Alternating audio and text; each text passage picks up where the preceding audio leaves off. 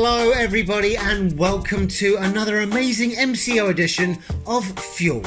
I'm Peter Davis and today we're going to be going over the top 5 cars that you can get in 2021 to do some drifty stuff. The things you need to look out for are getting a layout that is FR, so front engine, rear wheel drive. That is so that the rear wheels can spin, burn out, waste all your money on tyres and try and push the back end of the car past the front end of the car. Number 2, it would be ultra handy to have a manual gearbox. That would give you a lot more control of the car, and especially if you're going in with a budget car, you're going to need to do a lot of clutch kicking because you don't have so much power. Let me explain a bit about clutch kicking. So you've got your accelerator flat to the floor. Your engine is revving high RPM, let's say 12,000 RPM. Then you hit a bit of high grip tarmac and your RPMs drop to about 3,000. So you hit the clutch, boom, clutch kicking, and what it does is it allows the engine to spin up, back up to high RPM, your 12,000 RPM of course, and when you come off the clutch, it kicks the back end back into spinning the rear wheels, which means that you get back to drifting again. Number 3, what you're going to want to do is make sure that you have a reasonably good stock handbrake. If your handbrake's a little bit old and haggard and you pull it and nothing happens, you might just want to tighten up the cable. And if the cable is tight, then you might need to just change your rear drum brake shoes or disc brake pads. What that will mean is that when you pull the handbrake, you lock up the rear end and you can initiate drifting all that much more easier. Now it's time to get on to our top 5 drift cars that you can get in 2021 right here in Malaysia. First up, the Toyota Corolla K70. This is an amazing little drift car. It's very light, it's very agile, and it is kind of based on the Toyota AE86 Hajuruku. AE86 prices are through the roof right now, but the KE70 you can pick up for an amazing price tag of just 500 ringgit if you're incredibly lucky. If you're not so lucky, the price will be anywhere from 6,000 to 15,000 ringgit Malaysia, but you might be able to haggle it down since they're pretty old cars. If you are spending 15,000 ringgit on a Toyota Corolla K70, then you better have one with a 4AGE already transplanted. And if it does have the 4AGE, it better have some modifications and upgrades, because for 15,000 you could easily buy one of the other nicer cars on our list. Some of the engine swaps that you could do for the K70 are the 4AGE, which will get you around 160 horsepower on the crank. It may not seem like much, but on top of that, the car is very light in weight, so it will actually feel quite fast. Keeping it on the Toyota theme for engines, what about a 3SGE? The first versions came out at around 115 horsepower, but they go all the way to 220 horsepower, and those are mated with a 6-speed gearbox. They come out of the Toyota Altezza, which is a much newer car than the Toyota K70. In fact, the Altezza is an amazing drift car, and it's in fact the drift car that our friend Sean Lee is tuning right now. M sensor, ignition, injection. If you want to go very high power, why not pick an SR20 DET? This engine is from Nissan, not Toyota, so if you're a purist, it may not be the engine for you. The SR20 is a turbo engine and starts out life at around 200 horsepower on the crank and goes all the way up to a crazy 600 wheel horsepower, which is something quite nutty, and I'd love to get my Safiro to that sort of level. And if you wanted to go a little bit Mad Max V8, you could go for a 1UZ out of the Lexus LS400. These V8 engines have so much power, so much torque, that it will have you smiling from ear to ear.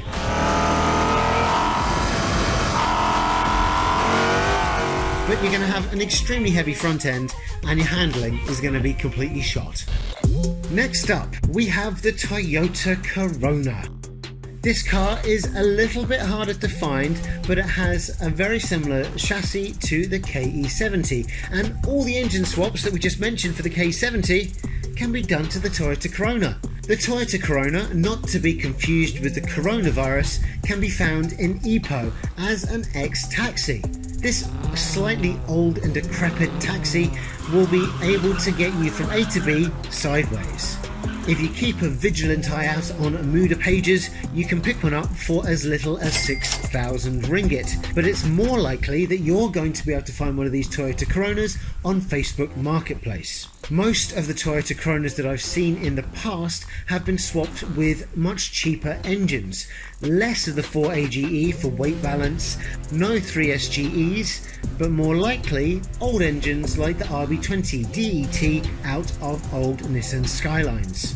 Previously, RB20s and RB25s were very cheap engines, but nowadays JDM prices have gone through the roof. So if you can find one of these cars with an engine swap like an RB20, it might be worth getting it to swap into your much nicer car later on down the road. The Toyota Corona is not such an obvious option, but it is an option all the same, and it will definitely drift. The JZX81. These JZX81s are getting harder and harder to find, but if you go to Penang, much like the Toyota Corona in Ipoh being a taxi, the JZX81s were taxis from the airport in Penang. Right now the JZX81s are going from 15,000 up to around 30,000 ringgit. Some of these JZX81s have been modified up to high heaven, so if you get one for a good price that's fully modified, you're in luck. Right now, JZX81s are very hard to find in their original form with their original engine, which is good news. Most of them have been engine swapped to 1JZs. 1JZs can be found in Toyota Supra Mark IIIs and the first version of the Toyota Sora. Getting back to the 1JZ, they come in two different forms. You have the 1JZ non-VVTi, which is the older one, and the slightly newer VVTi. If you do manage to scoop up a manual JZX81 with a 1JZ, then it might be mated with an R154 gearbox. These gearboxes are as rare as rocking horse poop because people keep on breaking them, and there is, of course, a limited supply. So if you do manage to get a manual, make sure you get your gearbox oils all changed and check out your clutch to see if it needs to be replaced. The inline 6 1JZ is a very good fit for the JZX81. It's actually very well balanced for drifting in this platform. These JZX81s are incredibly popular in Australia and Japan and have a cult following. Other big engines that you could swap into your Mark II JZX81 include the 2JZ. I don't really need to tell you too much about this engine apart from it comes from the Mark IV Toyota Supra amongst other cars. It's legendary and can output millions and millions of horsepowers. So to wrap it up, getting a JZX81 Mark II is very good straight out of the box because it's already got a really good engine.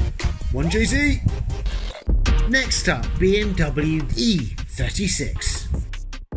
These E36s come in at a very low budget if you know where to look. I've seen them on the market for as low as 5,000 ringgit, going all the way up to around 45,000 for a two-door coupe version. If you are on a budget, you are going to want to get the family four-door with the four-banger engine.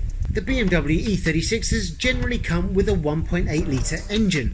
It's okay for your daily driving and it's great if you're just starting out, but make sure you get the version with a manual gearbox or you're going to have to start changing things right from the get-go.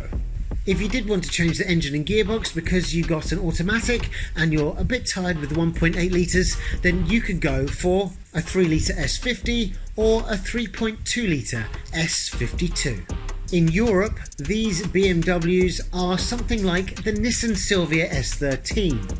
There are even some really good examples of the E36 in Formula Drift, still being used to this day. One thing that is different about the E36 compared to the S13 is that the S13 Silvias run 4-banger engines, whereas the E36s are very comfortable with inline-6 engines. They handle the weight distribution of the inline-6 much better because the engine is set back further to the firewall.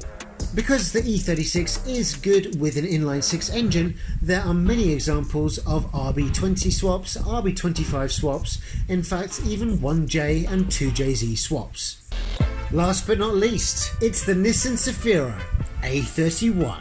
Of course, the A31 would be one of my top picks. Back in the day, I did want to get an S13, but the prices were a little bit too expensive, so I settled for a Nissan Zafira A31.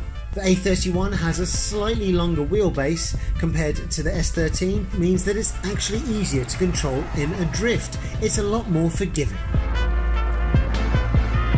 One of the great things about having the Nissan Zafira platform is that you can get parts from the 180SX, S13, S14 and S15 and throw them all together onto your A31.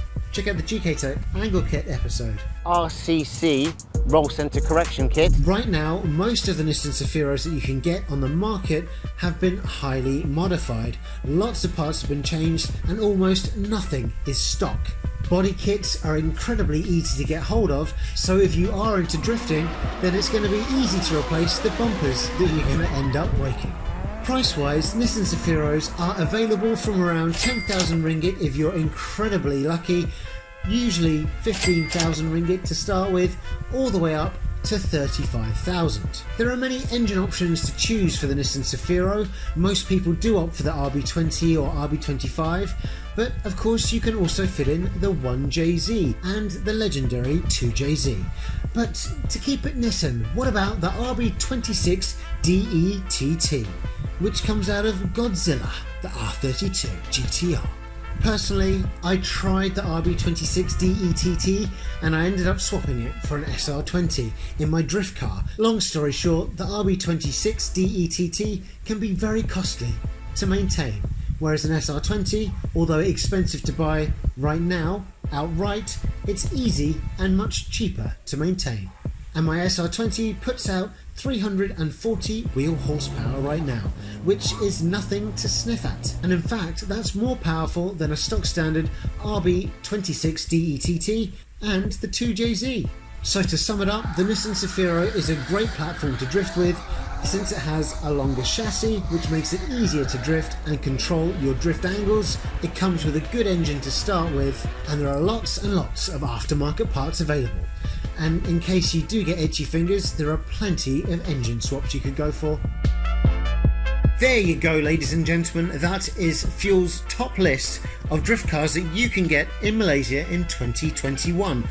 I hope you liked that list, and if you did, mention down in the comments below which your favourite car was. And if your favourite car for drifting that you can get in Malaysia in 2021 wasn't there, write it down in the comments. Now, ladies and gentlemen, do stay safe during this MCO period, be good, and get fueled.